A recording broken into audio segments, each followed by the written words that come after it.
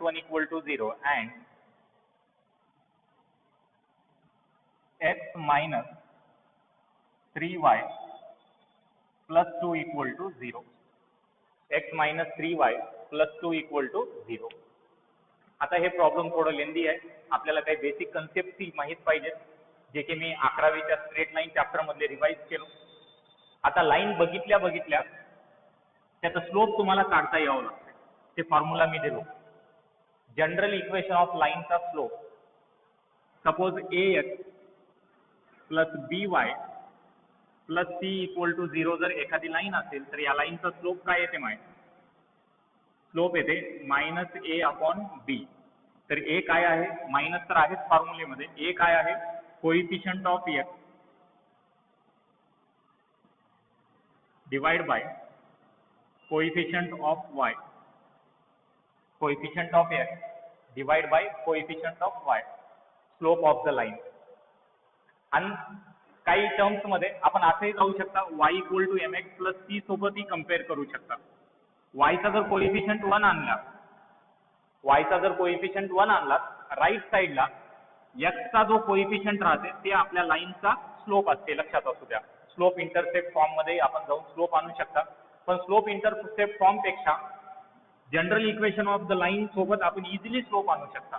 इथं बघू शकता तुम्ही आता या प्रॉब्लेम मध्ये या लाईनचा स्लोप काय येते? या लाईनचा स्लोप येते x चा कोइफिशियंट मायनस x चा कोइफिशियंट आहे 3 आणि y चा कोइफिशियंट आहे 2, minus of coefficient of x divide by coefficient of y. या लाईनचा स्लोप काय येते? मायनस ऑफ x चा कोइफिशियंट आहे इथं 1, y चा कोइफिशियंट आहे -3, त्याला आपण 1/3 म्हणू शकतो. इझिली आपण स्लोप सांगू शकता लाईन्सचे या जनरल इक्वेशन सोबत हे फॉर्म्युला जर यूज केलं तर. आता आपल्याला या प्रॉब्लेम मध्ये काय महत्वाचं आहे, काय काढावं लागते समोर, एकदा प्रॉब्लेमचं जनरलाइज सॉल्व करून स्टेप बाय स्टेप नंतर सॉल्व करू आपण. Find the joint equation of following pair of lines passing through 2,3. Lines 2,3 मधून पास व्हायले, पण कसे आहेत? रिक्वायर्ड लाईन या दोन लाईन्सला परपेंडिक्युलर आहेत, या दोन गिवन लाईन्सला परपेंडिक्युलर आहेत. सपोज रिक्वायर्ड दोन लाईन्स राहतात, एक लाईन या लाईनला परपेंडिक्युलर आहे, दुसरी लाईन या लाईनला परपेंडिक्युलर आहे. समजत असेल? आता हे लाईन आणि रिक्वायर्ड जॉइंट इक्वेशन मधली एक लाईन परपेंडिक्युलर आहेत. तर तुम्हालाही माहित आहे, दोन लाईन जर परपेंडिक्युलर असतील तर त्यांचा स्लोप काय येते? -1 येते, प्रोडक्ट ऑफ स्लोप. जर एक लाईन माहित असेल तुम्हाला, दुसऱ्या लाईनचा स्लोप जर काढायचा असेल तर काय करायचं? -1/m1.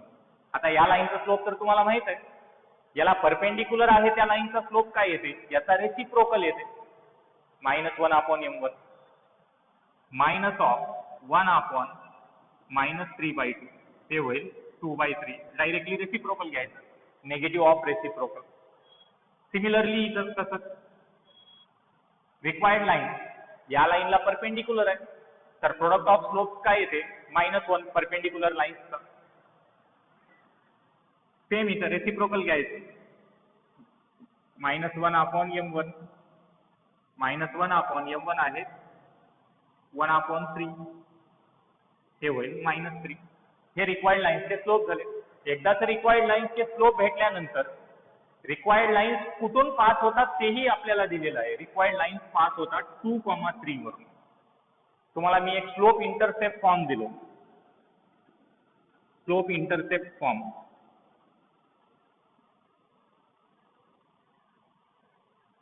स्लोप इंटरसेप्ट फॉर्म मध्ये आपल्याला रिक्वायर्ड लाईनचा स्लोप दिलेला राहते आणि ते लाईन कुठून पास व्हायली ते पॉइंट ही दिलेलं राहते.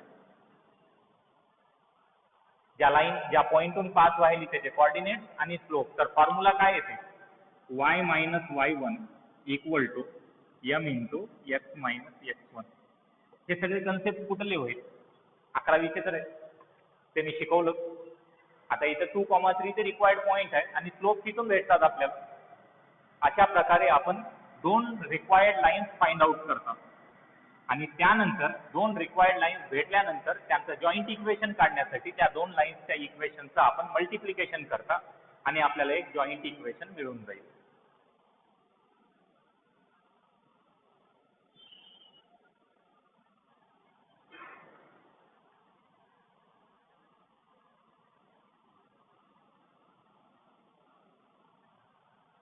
मी आता गृहीत धरतो दोन लाईन्स आहेत L1 आणि L2 जे की या दोन लाईन्सला परपेंडिक्युलर आहेत. फॉर एक्झाम्पल L1 या लाईनला परपेंडिक्युलर आहे, L2 या लाईनला परपेंडिक्युलर आहे.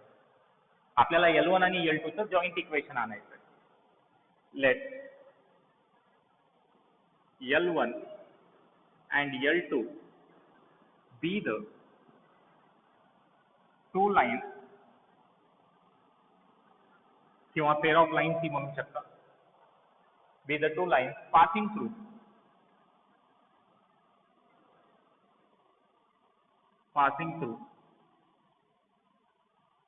the point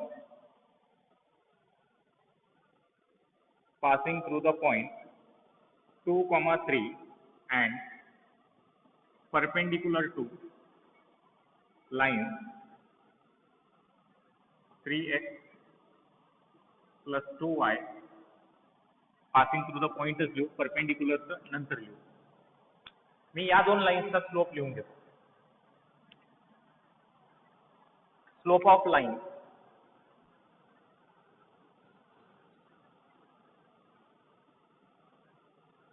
slope of line 3x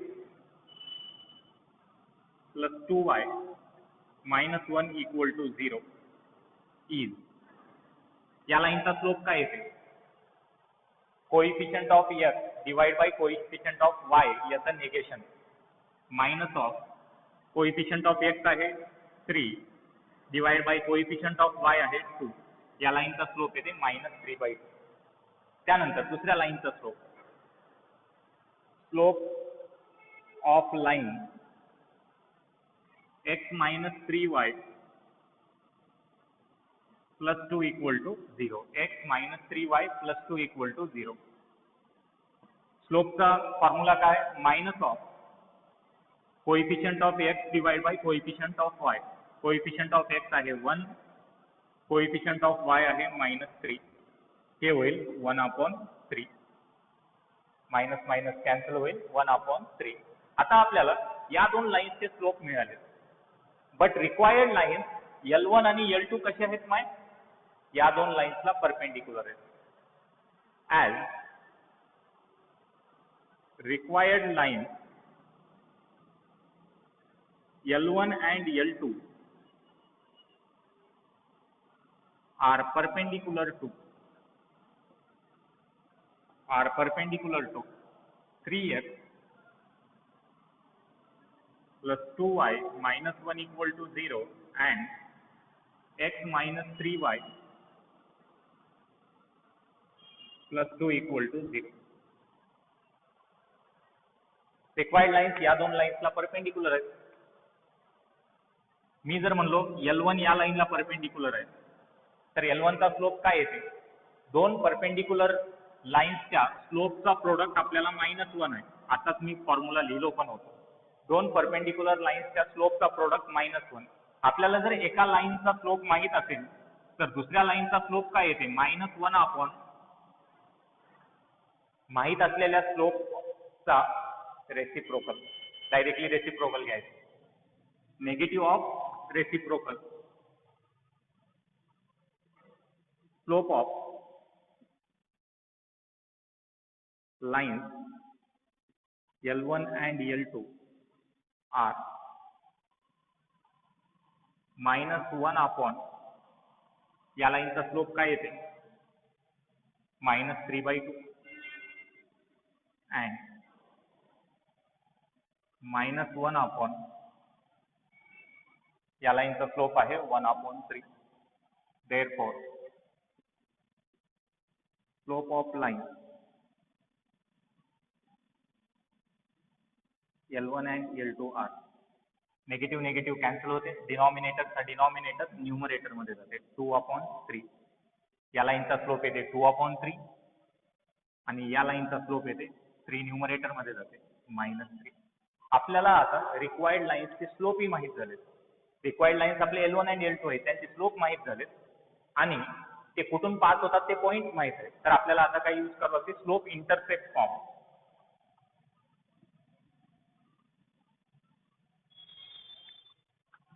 दोन्ही लाईन्सचं इक्वेशन्स मी सेपरेटली सॉल्व्ह करून घेतो. L1 लाईनचा स्लोप आहे 2/3 आणि L1 लाईन पास होते 2,3 as line L1 has a slope 2/3 as line L1 has slope 2/3 and passes through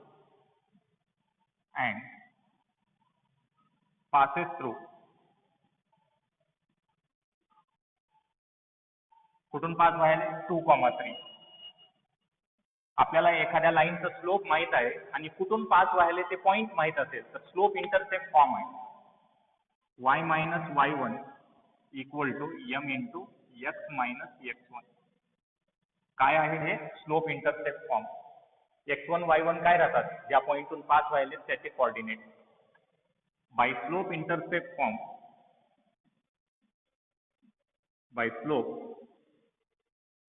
intercept form y minus हे x1 y1 राहतात y1 equal to m into m आहे 2/3 x minus x1 आहे 2 डिनॉमिनेटरचा 3 इथे येऊन multiply होईल 3y minus 3 into y minus 3 equal to 2 into x minus 2